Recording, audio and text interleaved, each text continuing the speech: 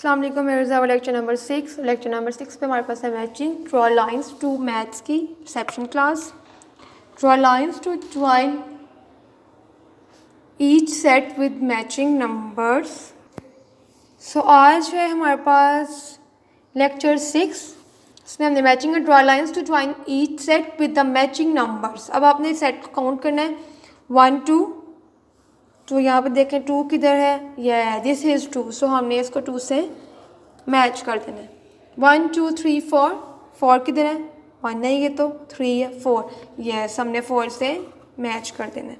1 2 3, 3 है ये, yes very good, इसको हमने मैच कर देना है। 1 है ये, इसको हमने मैच कर देना है। ओके, सो हमारे नेक्स्ट पेज पे अगर हम देखें तो ट्रेसिंग है, सर्कल्स की ट्रेसिंग। इसको हमने क्या करना है, जस्ट इसके सर्कल की ट्रेसिंग करनी है और अंदर प्यारे से हमने कलर करनी है। ट्रेसिंग सर्कल बिल्कुल राउंड शेप होती है, बिल्कुल राउंड शेप होती है, वो होती है सर्कल का क्या होता है, बिल्कुल राउंड शेप होती है सर्कल की।